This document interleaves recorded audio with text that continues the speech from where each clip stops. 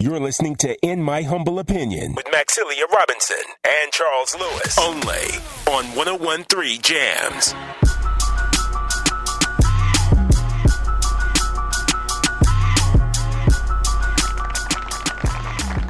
In My Humble Opinion talk show. Still here, still standing. Of course, the usual suspects. Sir Charles, Miss Max, Razor A.A. Ron, and we are joined by our Charlottesville Tomorrow friends, Miss Angelique Shaw, the first editor-in-chief for Charlottesville Tomorrow. We also are on the line with reporters as introduced. First time here with us, want to welcome Tamika Jean-Charles, and also the familiar voice. Everybody knows the great work of Charlotte Renee Woods. So once again, thank everybody for joining us. And let's see, Angelique, where should we start when it comes to these topics? You know, I'm kind of kick it over to you and sort of let the CT news desk kind of take us where we're going here, because there's so much that people need to be educated on, and all the misinformation, and and the rightful anxiety too. When it comes to this, political change that we're going through right now, and how even our healthcare is continuing to be politicized. Our kids are caught in the middle of it and at risk with, with the way that government is approaching schools. So right. I'm gonna kick it over to you because there's so much to talk about. Well, this team, you got more than half the newsroom in here today. You can tell what big fans we are of the show because we're all here on Sunday. You got the two reporters here who have been working on this story about mask mandates in school. Tamika, Charlotte, maybe Charlotte, you can give the headline here. About Youngkin's position on masks in school and what it means for us locally. Yeah, so far, I guess the beginning of his administration, he's following through on promises he made to the voters who voted for him last fall. So, for instance, his stance has always been, I'm not going to require vaccines and masks, but it's going to be your choice, which that executive order gets rid of the mandates in schools, which we see legal challenges, which Tamika knows so much more about. And then we also see, we see some of his executive orders like challenging, quote, inherently divisive topics in schools. That's a very broad term. It's going to see some legal challenges. We see threats to take us out of the Regional Greenhouse Gas Initiative, which, again, we still have the Virginia Clean Economy Act. So right now, I think that in the House and in the Senate, we're going to see a lot of attempts at blocking some of these things. But Tamika can speak more about how that executive order about masks, actually what that means more for us locally in Charlottesville and Albemarle. Yeah, so essentially more than half of the school districts in Virginia have opted to ignore Youngkin's mask order, including Charlottesville and Albemarle County. And talking to both school districts, they both said that they are not going to change their protocols. They're going to follow state law, which was passed last year in General Assembly, that calls for schools to follow CDC guidelines to the maximum extent possible, which usually includes mask wearing, which is still heavily recommended by the CDC. So when it comes to these schools, they've already gotten some pushback from parents who wish the schools to follow Youngkin's order. Youngkin stated also earlier that he's willing to look into all options to retaliate against these schools. He has yet to explain what those options are exactly. But from what I've heard from legal experts that I've talked to from other stories, they have said that lawsuits from the administration, lawsuits from parents, from organizations that are more for personal choice rather than following CDC guidelines could come out too in the future. So it's kind of all like a waiting game at this point. Now, the biggest thing that I've noticed, and then I think Aaron has something for you, is that the way that this has been sort of approached has, again, it's been politicized, right? So it looks like more the Democratic urban areas are the ones that are saying, no, we're going to listen to the doctors, scientists, what have you, because they know best, right? It seems like the more Republican rural areas are the ones that are saying, nope, we're going to do it our way. We don't listen to government kind of thing. So I'm curious, what do we know about the potential lawsuits? Because I've heard about whether the federal government may have to get involved because some of it may not be legal, to force it one way or the other. Have we heard anything about that on if federal government would be involved and if any of this is being done, against the law? I'm not sure about federal government involvement, but I do know that 7 school districts have filed a lawsuit against Youngkin, and it's been filed in like Arlington Circuit Court. So that has yet to be heard yet, but I know what I've heard is that when it comes, especially like because earlier there was like a group of parents in Chesapeake who tried to sue Youngkin, but that was dismissed in the Virginia Supreme Court because they were kind of trying to dismiss it to lower courts. So I don't know, it's kind of like a mixed bag of what could happen.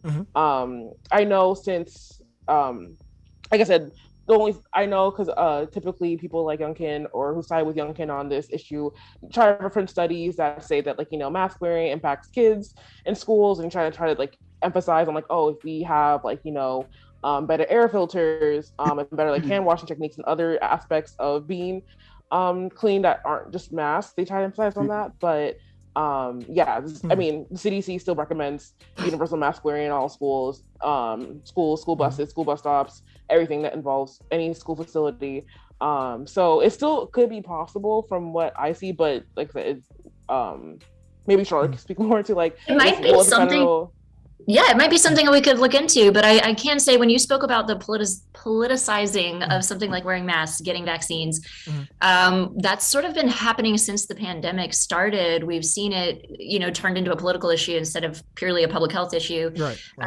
And with Virginia's elections at the state level and locally, but also in the House of Delegates and the Senate, the fact that some of these elections take place in between, the governor election, it takes place in between midterms, which are coming up this year congressionally, and the last presidential election. So, every red wave and blue wave begets another one. So you kind of see this power struggle play out. In a lot of ways, Virginia's kind of I think Virginia and Jersey are the guinea pig that the rest of the country, all the other states are looking at, what are the limits of what we can get away with or challenge? And what are what's the bellwether politically? So that's definitely something that all these national things are really they're local issues too. Right. And Aaron and Max, I think y'all had something. Yeah. I'd be remiss if I wasn't concerned. We're not concerned, but I'm not surprised about all the lawsuits. It's funny because if you really think about it, there should be lawsuits every day for the poor levels of education, some of the lack of resources and materials that some of these schools are receiving. But for somehow humans decide if we got to wear a mask, we want to decide to sue somebody, which tells you a lot about human intelligence and what we think is important. My question to both of you guys or to anybody is that politicians are very, very smart. So they're thinking this thing 5 or 6 levels down the road before we even start here. For Youngkin to do these executive orders, he knows he's going to be sued. He knows it's going to cause chaos and confusion. What was his, if anybody even wants to even try to answer this question, because it might just be an opinion, what was his political strategy in doing it? Because there's a reason to do every single thing that he's doing, especially he knows he's going to get a certain level of pushback. I know you guys may or may not be able to answer it. And then also shout out to Tamika for having the spirit of Dessalines and the revolution here with us today. I gotta get my fist for you, baby girl. But no, and if I may, if I may add to Aaron's comment, and I would also venture to say that he knows that there is a high possibility that his decision may cost someone's life. That's my so point. Is he willing to risk that for the sake of saying I fulfilled my promise to the people that voted me into office? Let me add to yours, Max. Let me add to yours. I think Wes gave it to us a while ago. I think Youngkin's going to eventually make a play for president. I mean, he was so supportive of Trump. That's a good point, Charles. And then he made chess moves differently than Trump did. And it's not the fact that he gets in trouble or somebody says something to him. It's that if he knows that if he can get people to rally cry behind him again, Trump has already kind of laid a foundation play for the next person. I mean, if you really look at it. So I think that, like Aaron said, he's 5 steps ahead. So I really he's trying to be a blueprint for the Republican Party post-Trump. That's right. That's right. Good point, Charlotte. Excellent. Trump took the shots in the mouth. Now he's going to come in and make it more polished. And he's smart enough to where he's going to give something that once he gets like 2 or 3 Democrats to say, okay, we at least got something, I mean, he's going to push his way in. Yeah. Now, and unless Angelique had anything to add to that, I was gonna say I feel like that this is a great segue into to the redistricting that's happened recently, Charlotte, and the way that may play a role, with the way that we calculate and we can allocate, votes. Because to Reza's point, right, is all it takes is a Democratic representative in a district that that was highly Republican and may have voted Republican before, you know what I mean? And then that may sway everything. So Charlotte, for those who may not know, bring us up to speed on the redistricting that happened, recently for Virginia. Feels like sports, but with higher stakes. Right. The points and the percentages. For instance, right now, Albemarle County in the House of Delegates used to be split into 4 different districts that touched Albemarle or Charlottesville, but largely sprawled out into other parts of the state. And that's why you saw the 29th, the 59th, the 25th, you see Democrats stepping up to challenge every year, but the Republican incumbents always kept their seats. And meanwhile, the 57th district that Sally has, Delegate Sally Hudson sits in right now, that's been pretty solidly Democratic, while all the other nearby districts were just very heavily gerrymandered. And with the new maps that were adopted at the end of 2021, overall, it seems more fair around the state in terms of demographics, like-minded constituents, a good split around the parties.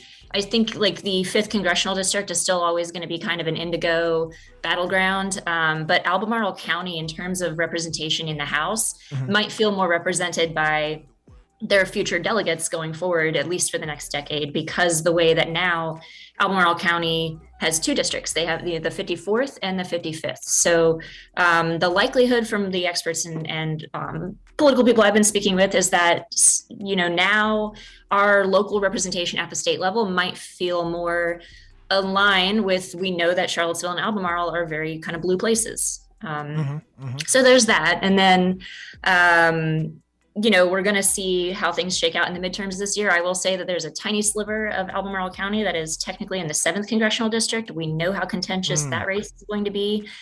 And I'm trying to figure out how this tiny sliver is going to be able to vote, because the registrar has to split up precincts. Local redistricting is happening with our Board of Supervisors in the county. So this coming week, actually, they will either adopt their proposed timeline, or they might accelerate it, because there is a chance that we might have House of Delegates primaries this summer. Because the census data was delayed, the maps were delayed. Now there are people arguing, well, we have to have another election. And some people are saying, maybe we don't. And right now there's still, like Tamika was saying earlier, there's a lot of legal wait and see with a bunch of lawsuits. Hey, for that slither of Albemarle, is that abnormal? Or do you feel that, or have evidence or feel that was purposely done to try to break up Albemarle? Or is it normal for counties to be broken up within districts? Sometimes it's inevitable that there will be a little bit of a breakup, and usually map drawers and demographers are trying not to do that. And in the past, obviously, before the Redistricting Commission was on our ballots last year to vote into law, it used to be legislators drawing their own maps, which of course they want to have their cake and eat it too. And that's why for decades we've seen maps that look like Rorschach tests that are like slivering around things and intentionally gerrymandering different, either it was benefiting incumbents or it was diluting the voice of certain demographics. It was, or diluting political power. It was really messy. And that's why it finally got bipartisan support to be more fair. The sliver though, I want to look into it more because I'm really interested how that little tiny thing happened.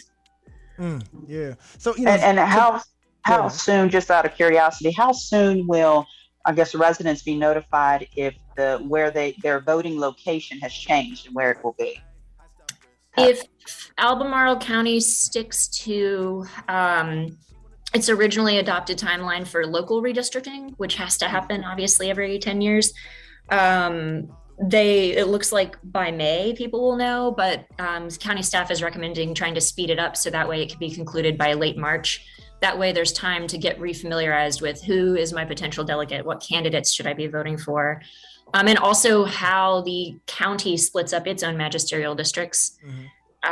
So yeah, we'll find out this week. I will say it is very important if you are listening and you are really passionate and want to contribute to public comment on your local magisterial districts in the county, you might want to pay attention to this Wednesday's Board of Supervisor meeting, and then I think early March is when the actual public comment will happen. Yeah. Yo, and y'all, and I'm curious, what do we do, right? Because there's so many that's further and further, more and more frustrated by the whole political process. And I can tell you from Madison County, the locals that's getting elected, and again, like we always say, y'all, the local elections are probably more important than the federal elections, because your local folks is what feeds into, bigger government.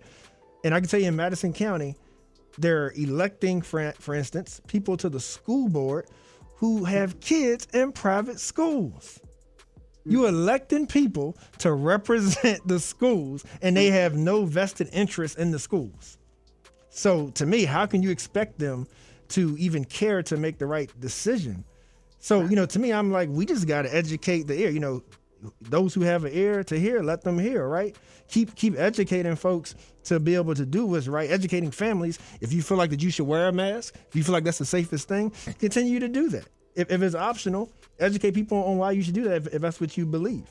But in the face of all this, y'all, and if Youngkin has a grand master plan that may not be the best for our community, Razor, Aaron, Max, what else do we do? I say educate, each one teach one. Grassroots. Yeah, just continue. I think if you know that somebody is not in your best interest, then you just continue to behave knowing that they're not in your best interest. I know somebody's going to say that sounds pretty simple, but you have to continue to oppose them. You have to do what's best for your family. You have to continue to have platforms and shows like this to where we're getting the information out so then people can make their own individual decisions. And it's not just Youngkin. It's all over the country. I know Charlotte probably knows this. This is everywhere, and it's just creating a firestorm. And there's so many different things that are going to continue to happen. This is just going to be the first of many dominoes that we're going to see in this politicizing of just America. And it's unfortunate because the people with the least amount of resources and power are always the carnage.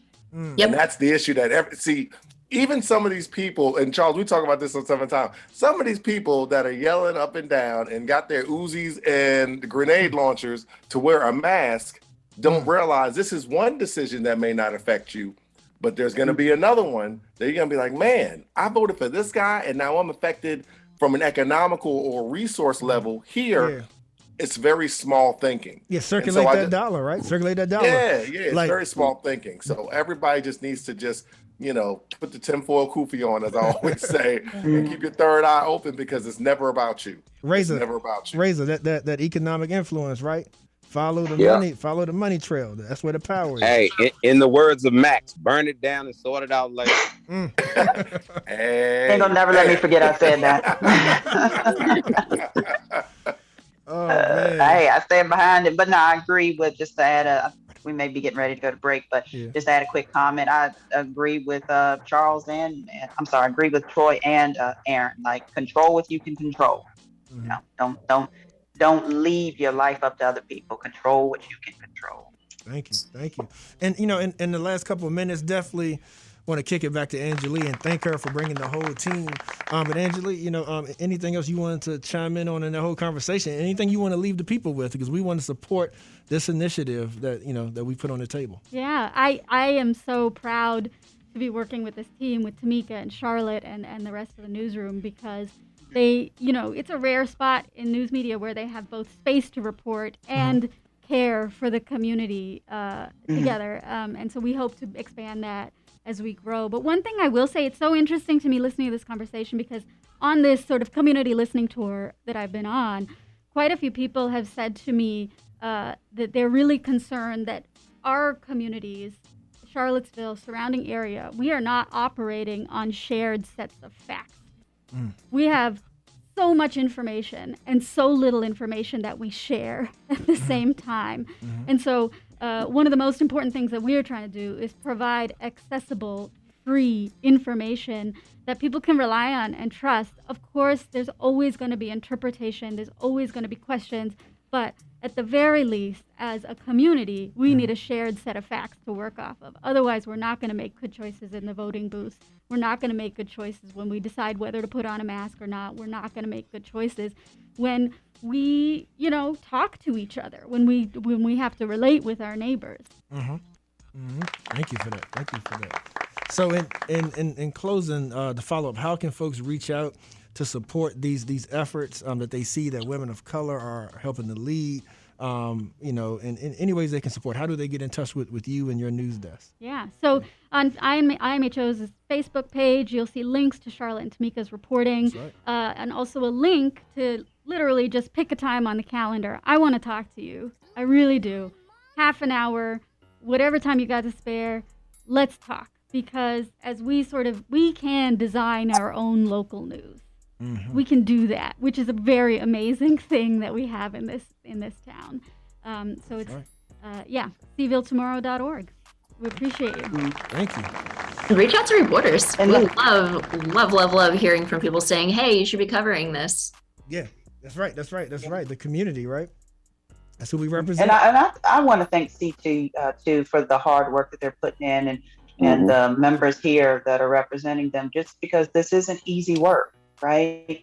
And you get criticized on one side or the other. And so I just want to thank you and let you know that you really are setting a precedence here in Charlottesville for other media groups who tend to tell news, just in the way that it has traditionally been told. Mm-hmm. And so I think you're setting a stage for other stories to be told that then those other media groups adopt, and they tell it in their way, and they tell it for their own motives. That's right. But still, you guys are setting the table for that. So I just want to say thank you. That's right. Yeah.